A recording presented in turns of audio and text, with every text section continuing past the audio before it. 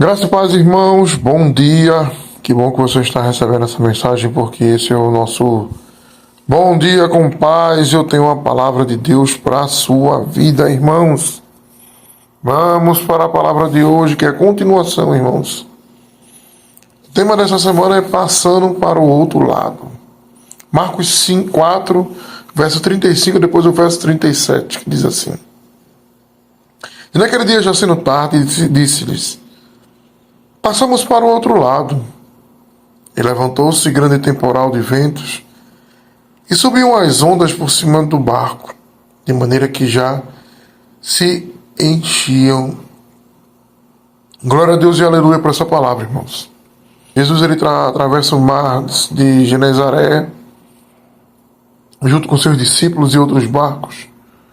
E ele vai para a cidade de Gadara, irmãos, porque ali ele ia se encontrar com os endemoniados de Gadara, segundo o livro de Mateus, né? Mateus é o único livro que ele reporta que eram 2 endemoniados e não um. E aí eu queria explicar isso rapidamente, né? Marcos não relata isso porque Mateus era um publicano, era um cidadão romano, né? Era um cobrador de impostos. E os cobradores de impostos, eles cobram por cabeça. Então eles não contam só homens. Eles contam homens, mulheres e crianças. Porque o imposto é pago por cabeça. Era pago por cabeça. Já Marcos, ele era judeu. E judeu só conta os homens. E no texto ele só relatava homens. Viu a diferença? Por isso que Mateus relatou que era 2. Porque o que acontece? Ou era uma criança, ou era uma mulher que estava com aquele homem no cemitério por anos endemoniado. Amém? Mas vamos lá, irmãos. Toda mudança é algo indigesto.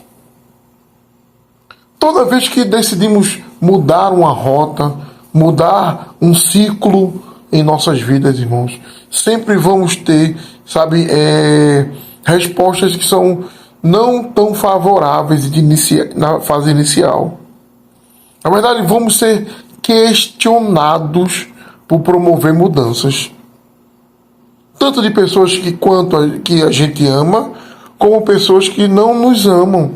Elas vão questionar, irmãos, esses novos hábitos de mudança. É interessante que, quando eu me casei com Elisângela, ela já tinha Heloísa. E ela, na época das provas, irmãos, eu sabia que ela tinha um potencial muito grande.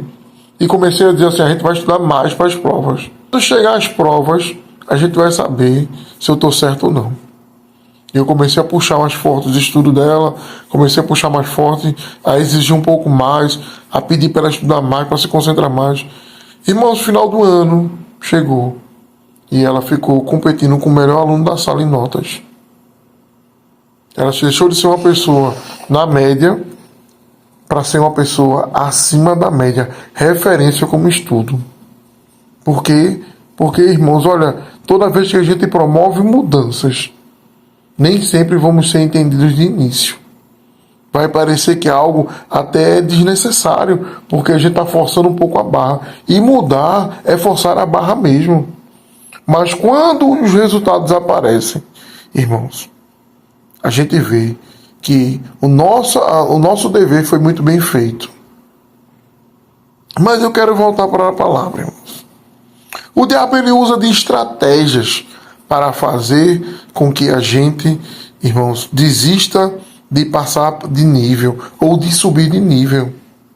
E ontem a gente falou sobre a ignorância, irmãos, que é a falta de conhecimento que impede a gente mudar de nível.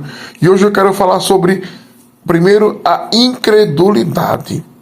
Irmãos, aqueles discípulos estavam num barco onde o mestre, aquele que já tinha feito milagres de transformar água em vinho, milagres, irmãos, na vida das pessoas que se aproximavam, a mulher do fluxo de sangue, daí vai, irmãos, N milagres já tinham acontecido. E chega no meio de uma tempestade ao qual Jesus deita no barco e dorme, irmãos.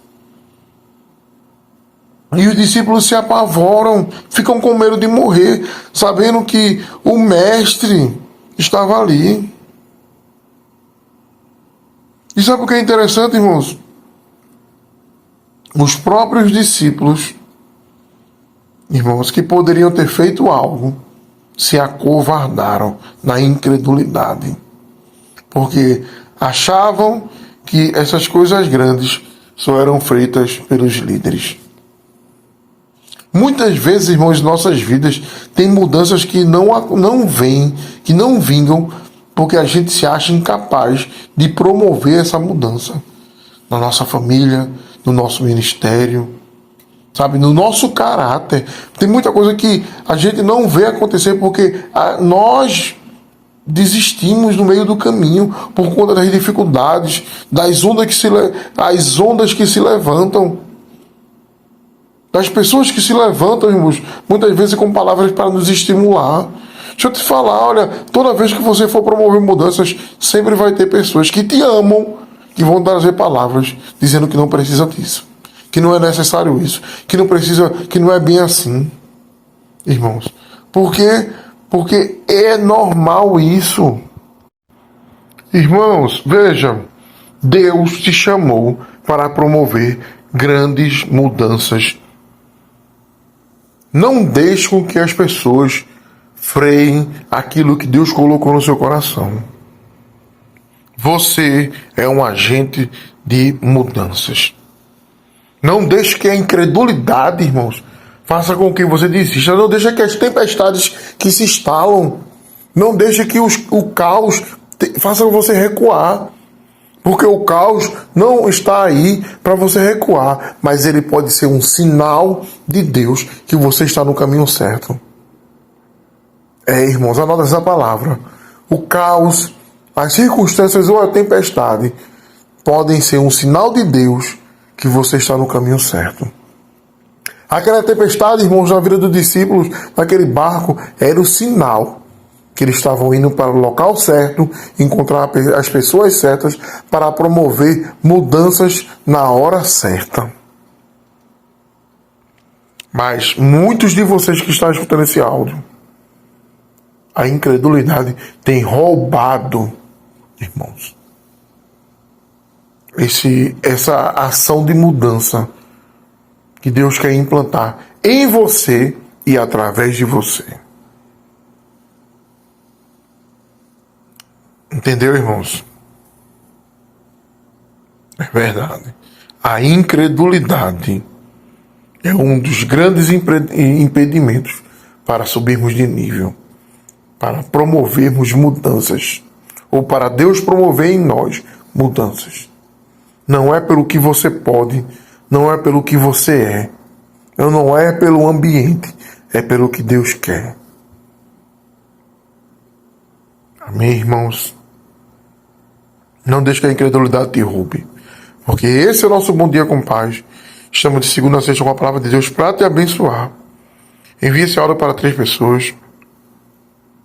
Coloca no grupo da tua família, irmãos. Curta esse áudio se ele está te abençoando. Porque, irmãos, será bênção na sua vida e você vai vencer as tempestades e os caos que se instalam na sua vida. Amém? Fica na paz. Deus te abençoe.